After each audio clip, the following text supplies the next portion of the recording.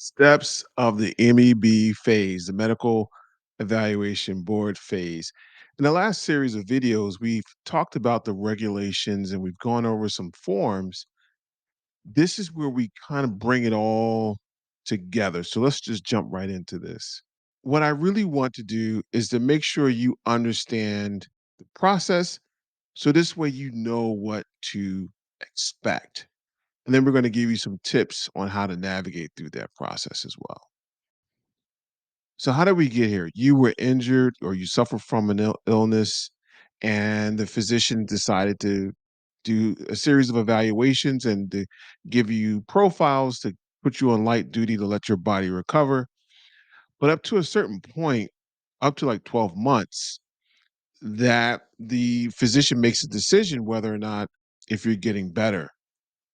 And if you are, great, we'll send you back to the unit. If not, we have a conversation such as, hey, what do you want to do with your military career with this injury or illness that you have? So therefore, they turn those profiles over into a permanent profile. They sign the profile. There's an approval authority that also signs that profile, and then you are now forwarded over to the Integrated Disability Evaluation System, aka the medical board. The first phase within that medical board is the MEB, the Medical Evaluation Board phase. Hopefully, while you were in the MRDP recovery phase, I'm hopeful that you were building your medical evidence, meaning that you were going to the doctor, being seen for your conditions, all of your conditions, everything that ails you, and it's fully documented. This way, you can communicate your story to your commander. So I'm hopeful that you were going to the doctors, you were communicating your conditions to to your commander. I'm also hopeful that you reviewed some of the regulations. That's why we presented them here to you, and that you are gathering and organizing your medical records for this phase. So you're now in the MEB, and here we go. There's an orientation that generally will happen. It will be fast, it may be short. They give you a lot of information. They talk about the process and some things that you should know, but it is like drinking from a fire hose really quick. And the impact of this is that there is a lot of information coming at one time that may have an impact on you and your family at the end of this process. So now you've gone through the orientation and now you're going to meet with your PEBLO, the Physical Evaluation Board Liaison Officer. He or she is going to help you understand what to expect, and also notify your unit commander of you being enrolled into the disability evaluation system. And then they're going to initiate the MEB PEB Counseling Form checklist 5893. But take a look at the regulations because this is where it lays it out for you.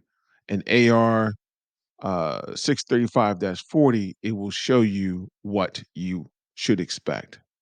This is the form now that we talked about in previous modules. We're bringing it all together.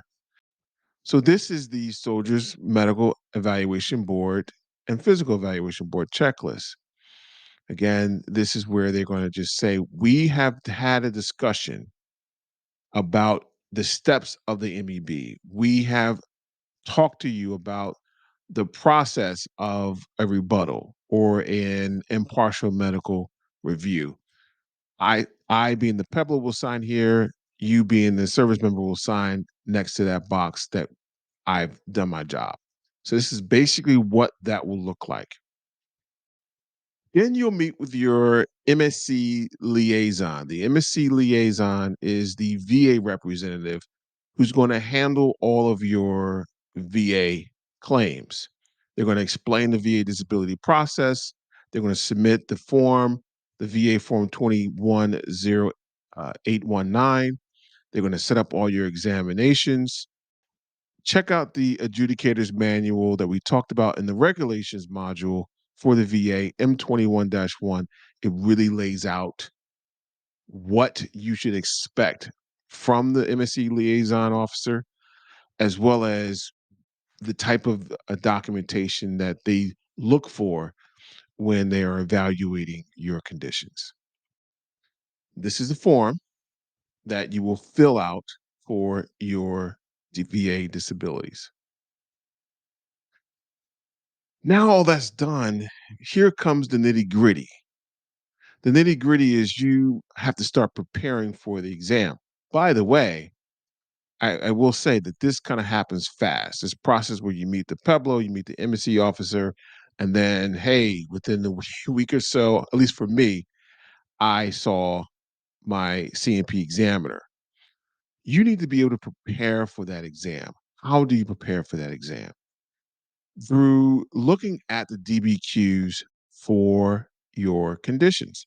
I would first start off with the referred condition, looking for the disability benefits questionnaire for that. So if it's, say, for example, if it's PTSD, take a look at the PTSD disability benefits questionnaire.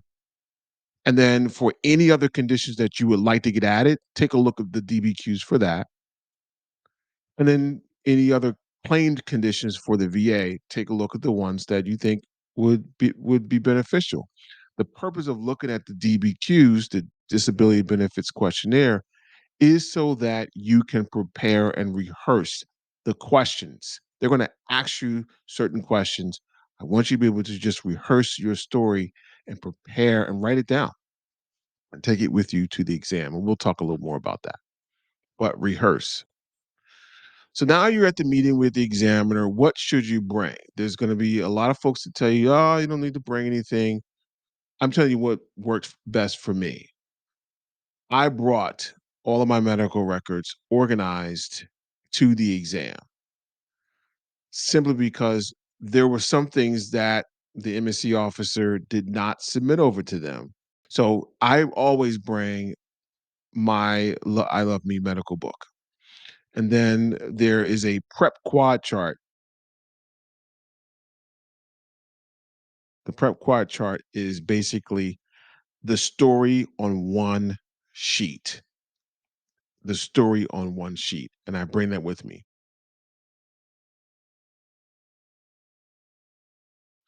Now, how do I communicate the situations to the examiner? As a nurse, we use what we call SBAR, Situation Background Assessment Recommendation. I know that may be a little bit too much. However, here's how you could probably walk through it. Basically, just you understand the situation already. You are there to be examined. They're going to ask you for the background. What happened? Prepare that part of the story. The assessment is, well, this is what the doctor's assessment was. He believed that my knee was bad. And so therefore their recommendation was to send me to a specialist to get my knee looked at. So now the doctor understands your situation, some background, relative information. Now I'm going to show you how a doctor thinks. A doctor thinks of in terms of a SOAP note. In other words, subjective, objective, assessment, and plan. So, what is the subjective information? The subjective information is, what are you telling me? What are you telling me about the story? That's why your story is so important. The objective information is, let me do the exam to validate that story. What objective evidence do I have here? Do I have an x ray? Do I have an MRI? Let me look at that information objectively to match up the story with the evidence, the objective evidence. Then they think about the assessment. So from the CNP examiner's perspective, they want to know what was their assessment? What did the doctor say? Now that they've took the subjective information and the objective information, I wonder what that doctor said and what plan did they have for you. So take all of this information, and if you have to repeat this part of the section, please do. But take all that information in mind and develop your story. Okay.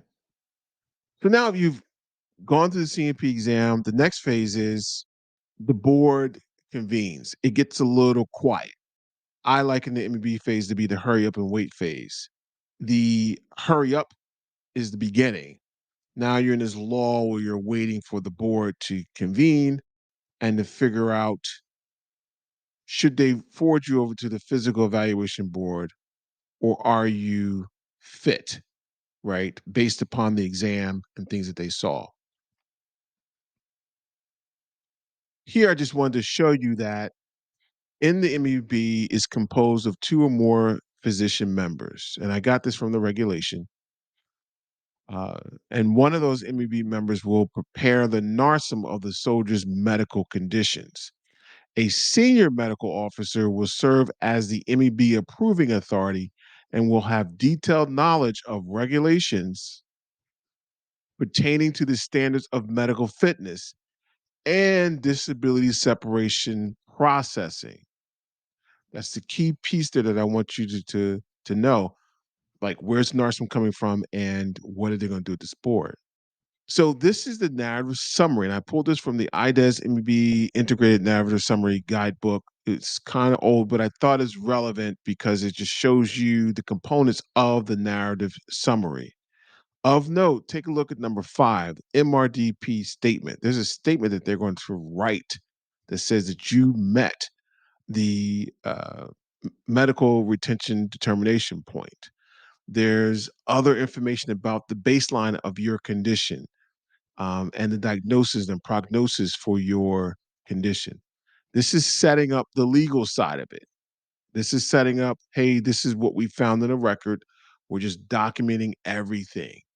That's why you have a lawyer that's involved in this process. So you will get that summary, and you will also get the completed disability benefits questionnaire for the referred condition. For the referred condition. So you're going to get a stack of papers. This is not the time to just pencil whip and just sign. This is the time where you sit down, you get with your battle buddy, you get with someone you trust, and go through this, go through the NARSM, go through the disability questionnaire, and make sure it matches your story. Okay. So in 635-40, it talks about all of the aspects of the NARSM. So another way that you can just get a view of what it's going to look like, take a look at 635-40.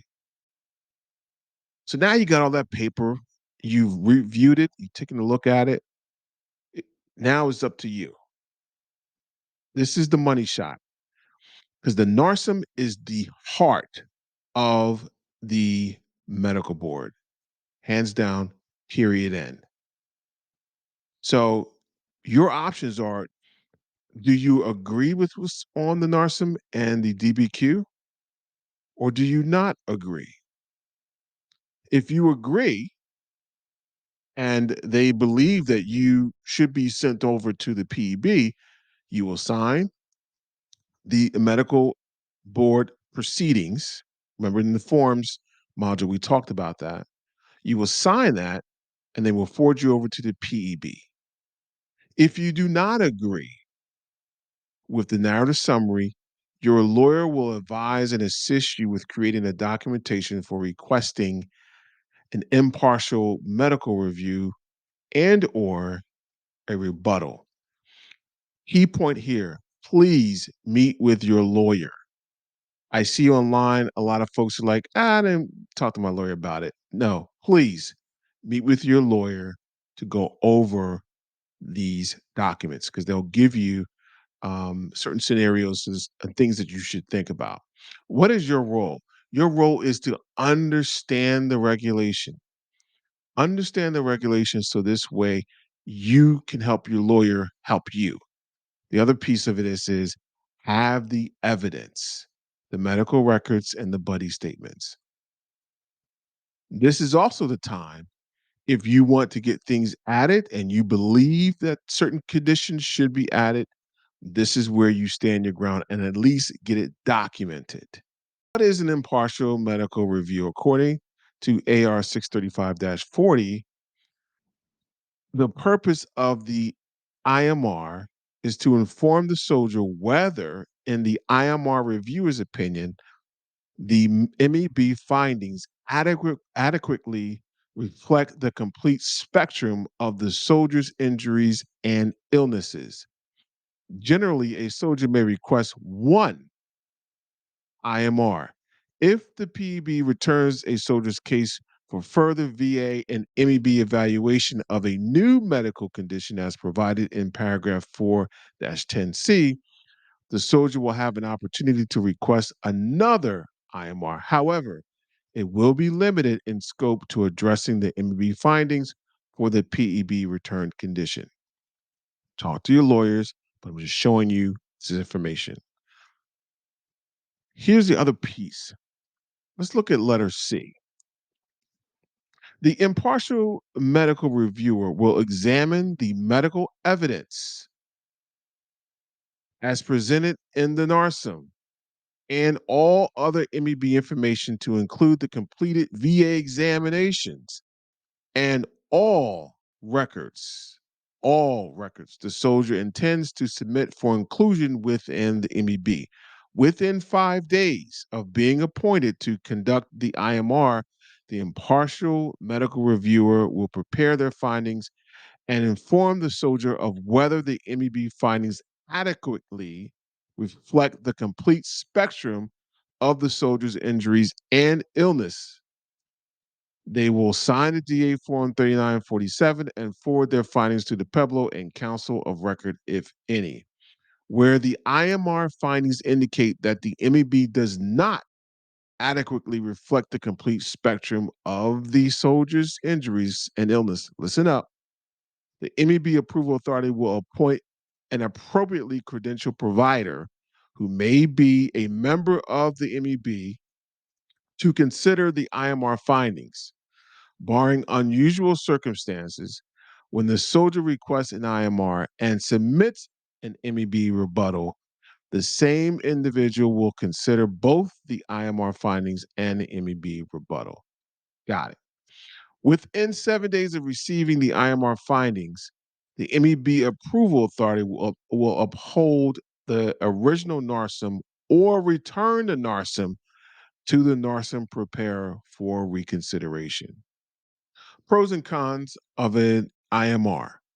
IMR, and I pulled this from information paper MCGA OSC 13. There's a link there, is not classified information.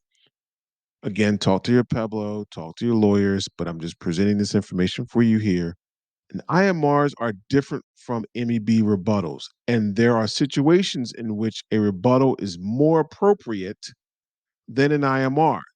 For example, if a requested IMR ultimately endorses an MEB as appropriately capturing all the medical conditions, your chances for a successful MEB rebuttal may be greatly diminished. Whereas if you have specific evidence supporting that a MEB may not have appropriately captured your medical condition, then a MEB rebuttal may be more appropriate than an IMR. The soldier's lawyer, SME, can best explain your options based upon the circumstances of your individual case. Take a look at this document and just talk to your lawyer to make sure you understand before you get into this situation. What is a rebuttal? Again, according to AR 635 40, a soldier, provided the soldier has not requested an IMR, the soldier may submit a written MEB rebuttal to the PEBLO within 7 days after signing the DA Form 3947. Upon request by the soldier or their representative, the MEB Approval Authority will extend their time period for good cause if shown. Now, what happens if you did request an IMR? When the soldier has requested an IMR, The soldier may submit a written MEB rebuttal to the PEBLO within 7 days after the soldier and the PEBLO receive the IMR findings, indicating the MEB adequately reflects the complete spectrum of the soldier's injuries and illnesses, or within 7 days of the soldier being informed by the PEBLO of the convening authority's response to the IMR review. A lot of words here. Talk to your PEBLO, talk to your lawyer, but I just want you to I'm just putting a seed in there so it can marinate. So this way you can know what to talk to them about. Upon request by the soldier or their representative, the MEB approval authority will extend the time period when good cause is shown. In general, the soldier may submit only one written MEB rebuttal. The soldier may submit an additional MEB rebuttal when the MEB revises its prior findings with respect to adding or removing diagnoses and or revising prior MEB findings with respect to whether one or more conditions is cause for MEB referral, one or more. Any additional MEB rebuttals will be limited to issues relating to MEB revisions. So I just want to present that meat for you. This way you can understand the process in advance. Now, if you are doing a rebuttal, my tip for you is how could you help your lawyer? A lawyer thinks in a very chronological way. Give me all the facts, put them in a chronological way. Like, give me the date that it happened, right? And tell me exactly that result or the situation that happened on that day. So, for example, you can write the chronology of an event. I was injured on January 5th. I was playing basketball while down range and hurt my knee. On January the 7th, I saw the physician. The physician said this. The physician ordered an x ray. On January 11th, I had an MRI, right? Like you got to put those stories together. And this is great if you want to get things added to your board. So I know we reviewed a lot of information, and this is a very long or a longer module. But again, the medical evaluation board is the heart of the entire experience. It's the heart. So understanding all of the regulations, or having some knowledge of it, helps you and puts you in a better position to help the lawyers, your ombudsman, your PEBLO help you. This is a very crazy period of time because there's two organizations, the VA and the DoD, coming together at one phase, which makes us all confused because it's confusing. I get it, but I want you to be successful. I want you to be successful. So enough of my gibberish. We'll talk in the next module. See you then.